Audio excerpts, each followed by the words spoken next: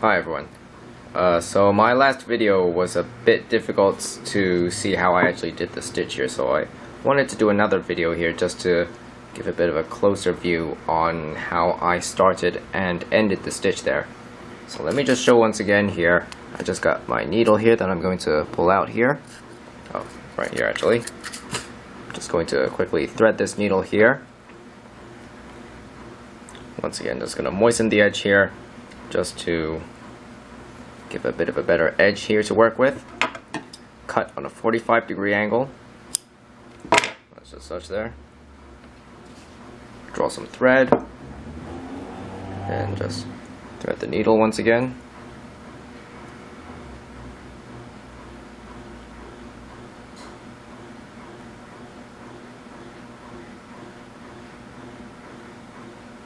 From there, just going to cut some thread out here.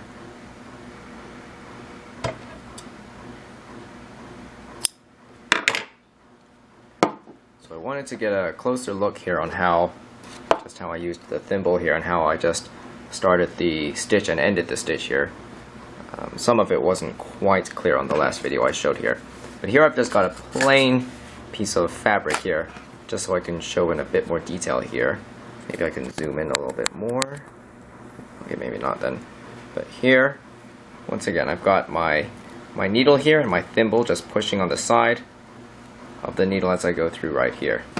So I just go through one, and then I push along the thimble there, and then I pull out just like that there. So that's how it works here.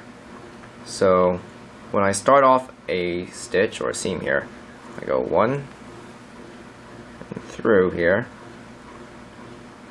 and then I like to do a few stitches there on the start off, just to start the loop there. So that was one. I'm going to go in two, and then on the last one here there's a knot that I do here that wasn't quite very clear here, but come through here. I'm going to make a loop here. See that here?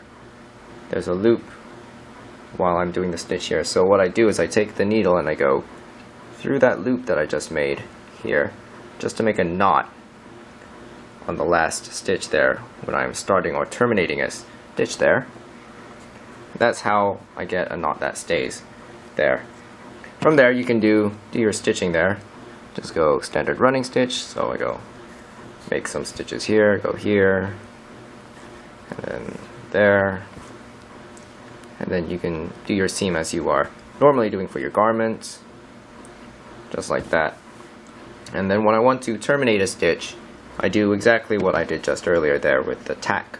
There I just go one, I put a stitch through, then two for extra reinforcement, and then three. Once again, I want to terminate that stitch there, so I make that loop first. I go one, so we get that, we have this loop here right before I fully pull out the stitch there, and then I just take that needle through that loop right there, pull that through just like that there. So this wasn't entirely clear from the camera angle that I was doing on the last video here there, but hopefully that sheds a bit more light on what I was doing there.